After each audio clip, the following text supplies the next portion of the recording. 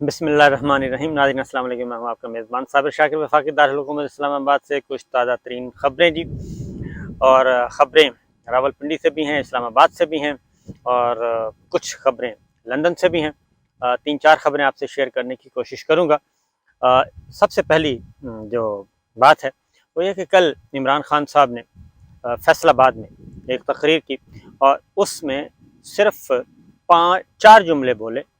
एक जुमला बड़ा ही इम्पोर्टेंट था और वो था कि 29 नवंबर को नए आर्मी चीफ आ रहे हैं और नए आर्मी चीफ की तकर्री हो रही है। ये उन्होंने खबर भी दी और साथ ही साथ 4 जुमले बोले। ये 4 जुमले जो हैं वो बड़े सही निशाने पे कहते हैं कि वो तीर लगा। और उसके बाद जिस तरीके से इन 4 जुमलों का एक रद्द अमल आ रहा है और वो कौन से लोग हैं जो कि सोशल मीडिया पे यानी कि किस अप्रोच के लोग हैं, किसके माउथ पीस हैं और कौन कौन इस जुमले को पकड़ कर क्या क्या ट्रोलिंग कर रहा है, क्या क्या तज्जिए किए जा रहे हैं, क्या क्या तबसरे किए जा रहे हैं, वो बड़ी दिलचस्प सूरत हाल है। क्योंकि मैंने आपको बताया था इस वक्त चल रही हैं प्रॉक्सीज़ के ज़रिए ये लड़ाई लड़ी जा रही है और साहब खुद तो सामने आते नहीं हैं बल्कि प्रॉक्सीज़ हैं और प्रॉक्सीज़ के ज़रिए ये सारा जो है social media, digital media, electronic media पे ये जंगो जदल चल रहा है। अपने अपने प्यादे हैं, अपने अपने हाथी हैं और अपने अपने घोड़े हैं और उनको निकाला गया है। अपनी अपनी तोपें भी हैं क्योंकि चेस बोर्ड में यही सारे होते हैं, ज़्यादा प्यादे होते हैं, कुछ घोड़े होते हैं। घोड़ा जो है वो 2.5 घर चलता है, टुपुसी मारता है और उसका पता नहीं चलता, वो बड़ी टेक्निकल सी गेम करता है। और अलबत्ता बाकी जो हैं आपको मालूम है। तो बहरहाल हर अपनी अपनी जो लाइक माइंडेड हैं वो मैदान में उतरे हुए हैं और इसी पे मैं कहूँगा थोड़ा सा इसको खोलेंगे कि किसको ये निशाने पे कैसे तीर लगा। क्योंकि खान साहब ने तो कुछ भी नहीं, उन्होंने पहले भी कहा था। बहरहाल ये खबर इम्पोर्टेंट है इसलिए तो उससे पहले कुछ ज़रा सूरत हाल आपके सामने रखते हैं, इस खबर का भी जायज़ा लेंगे और बड़ी डिटेल से लेंगे। होना यही है जी कि इस वक्त क्योंकि पिछले 2-3 वीडियोस पहले इमरान रियाज साहब ने भी एक व्लॉग किया और मैंने भी किया था। उसमें हमारे रिपोर्टर हैं फयाज राजा, उन्होंने 6 माह की एक्सटेंशन की बात की थी। क्योंकि ये जो है ना, ये चीज़ें ख़बरें जो हैं वो आ रही हैं और एक्सटेंशन वाला जो चैप्टर है वो क्लोज़ नहीं करना चाह रहे। हालांकि इस वक्त ग्राउंड रियलिटी, ज़मीनी हक़ाइक़ जो हैं वो ये चीख कर कह रहे हैं कि एक्सटेंशन का कोई इम्कान नहीं बन रहा, एक्सटेंशन का कोई इम्कान नहीं बन रहा और जनरल बाजवा साहब की कंटिन्यू करने का कोई माहौल ही नहीं है। और ये एक ऐसी क्या कहना चाहिए, एक ऐसी ज़िद होगी या ऐसा खेल होगा जिससे इदारे को भी बहुत नुकसान होगा और पाकिस्तान की जो पॉलिटिक्स है वो बड़ी प्रगंदा रहेगी और उसमें कोई बेहतरी नहीं आएगी, पॉलिटिकल स्टेबिलिटी नहीं आएगी। इदारों के दरमियान और पॉलिटिकल पार्टीज़ के दरमियान महाजराई में इजाफा होगा अगर जनरल बाजवा साहब को कंटिन्यू करवाया जाता है या वो कंटिन्यू करते हैं। ये एक एकेडमिक डिस्कशन है, ये कोई ऐसी नहीं है कि इस पे आप कहें कि जनाब ये बहुत ही ज़्यादा कोई ख़तरनाक चीज़ है और कोई ऐसी चीज़ आ गई है कि जनाब आप इस पे रिव्यू बात नहीं कर सकते। ये बड़ी अच्छी, बड़ी मीनिंगफुल सी डिस्कशंस हैं, इसलिए इसको अभी हो चुकी है ओपन और इसमें ना हमारा कसूर है ना किसी और का कसूर है। ये चीज़ें खुद ही और ये सबसे पहले इन चीज़ों को ओपन किसने किया?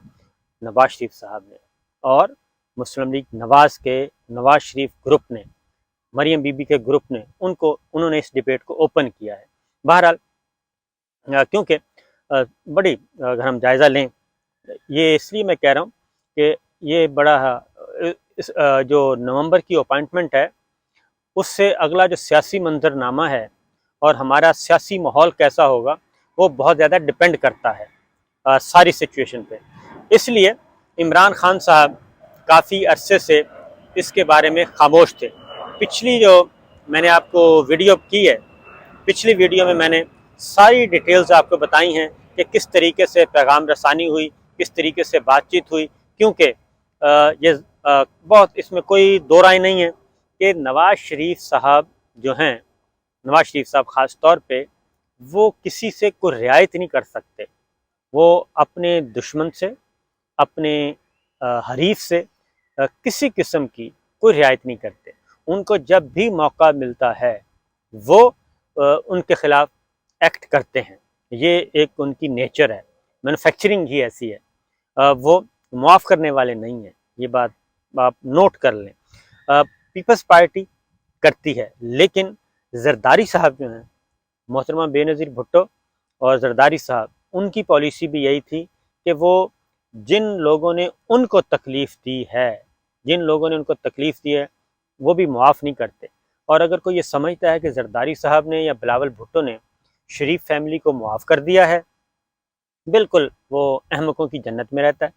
اور اگر زرداری صاحب اور بلاول یہ سمجھتے ہیں کہ نواز شریف صاحب، شہباز شریف صاحب اور مریم نے ان کو معاف کر دیا ہے، تو پھر وہ بھی احمقوں کی جنت میں رہتے ہیں، بلکہ جنت نہیں، احمقوں کی دوزخ میں رہتے ہیں.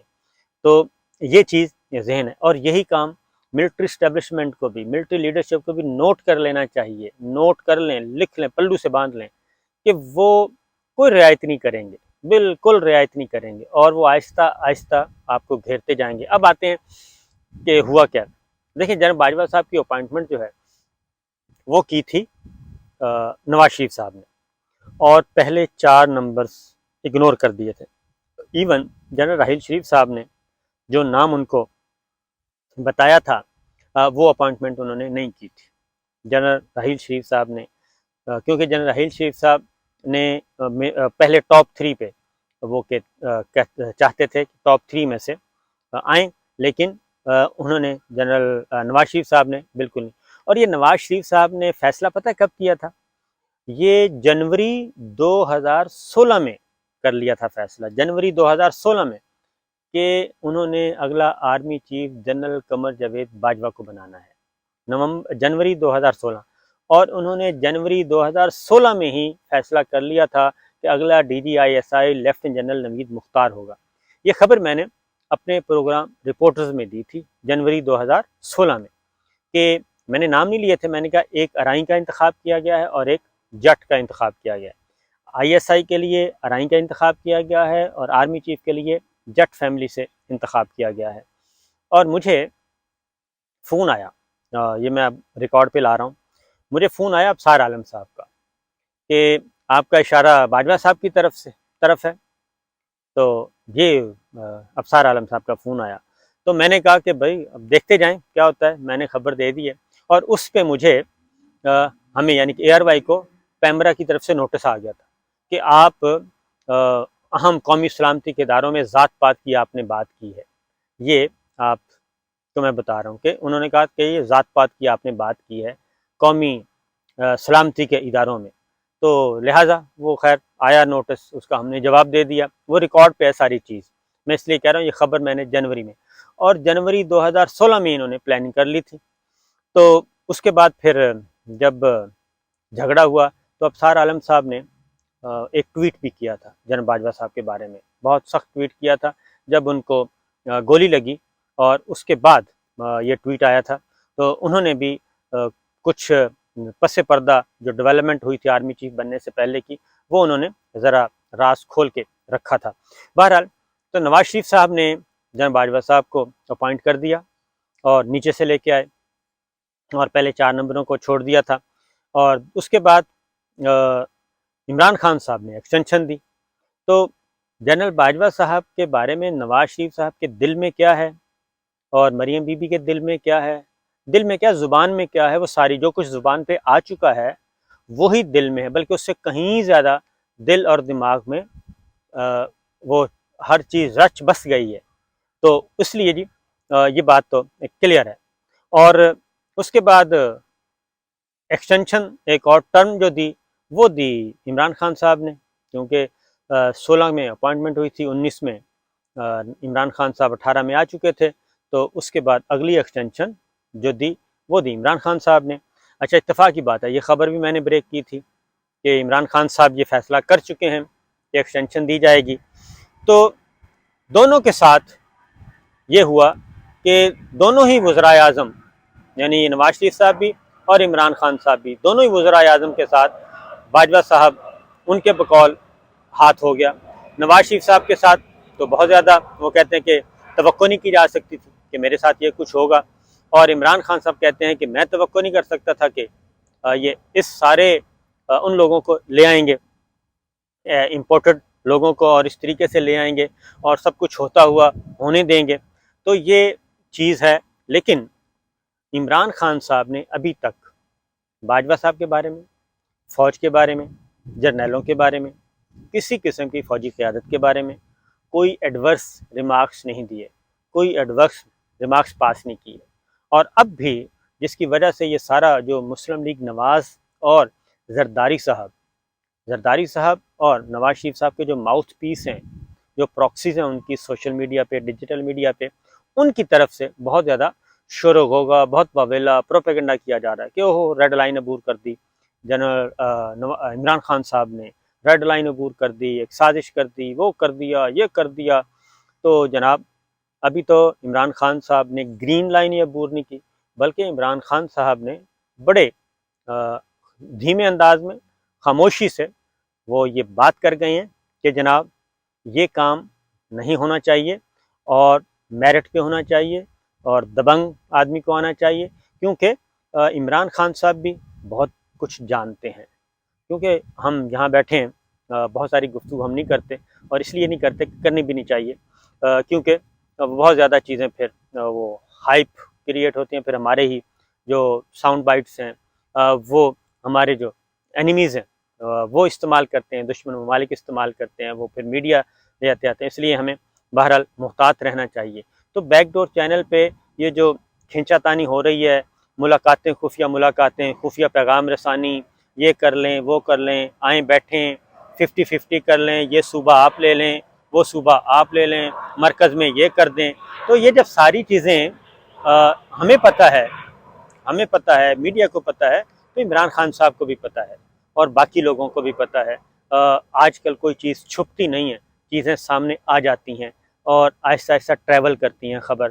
جب ایک ڈرائنگ روم میں بیٹھ کے 8 آدمی باتیں کریں گے تو 8 آدمی آگے جا کے 24 آدمیوں کو بتائیں گے کہ جناب یہ ہوا ہے۔ اگر 3 آدمی بات کریں گے تو وہ 18 لوگوں کو بتائیں گے۔